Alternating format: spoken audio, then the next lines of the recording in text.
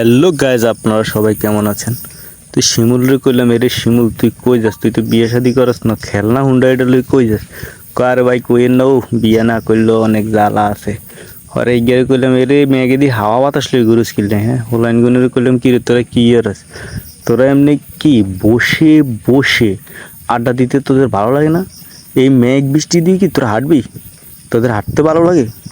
হ ভাই, আন্নারে ছোটোকালে আটেন নি, এই কথাটা কইছে আর কিছু কইতাম আরে না, সত্যি কষ্ট লাগে গেছে। মানে ছোটোবেলার কথাটা এখনো অতীতটা মনে করে দিছে, বুঝছেন নি?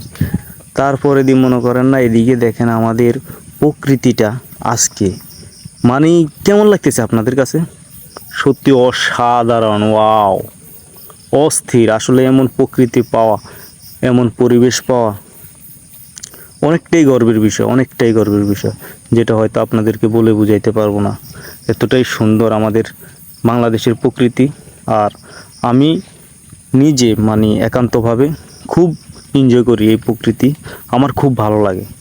কেন জানি না প্রকৃতির সাথে একটা ভাব, কেন জানি না প্রকৃতির সাথে অন্যরকম একটা সম্পর্ক সত্যিই খুব অসাধারণ লাগে, খুবই আনন্দ লাগে। আর এদিকে চলে আসতে দেখেন মানে আকাশ ঝাঁপিয়ে পুরো বৃষ্টি একবারে শীতল করে দিছে, পুরো সব কিছু শীতল করে দিছে। এত সুন্দর, এত দারুণ প্রকৃতি, এত অসাধারণ প্রকৃতি।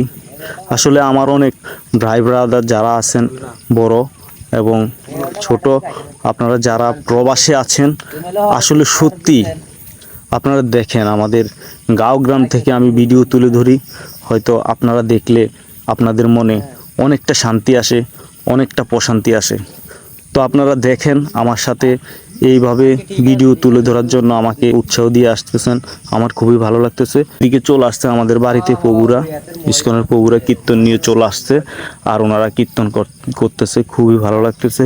হরে কৃষ্ণ, হরি বল। আমাদের এখানে মানে কিছুদিন পর পর সাধুরা আসেন, তো আমরা খুবই গর্বিত।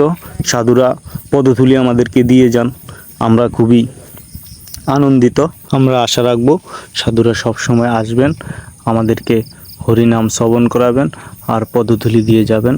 আমরা এই পদধূলি পেয়ে যেন ধন্য হই, ভগবান আমাদের জীবন যেন ধন্য করে।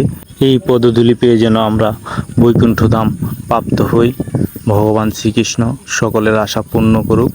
আসলে ভগবান শ্রীকৃষ্ণ অনেক করুণা, অনেক দয়া।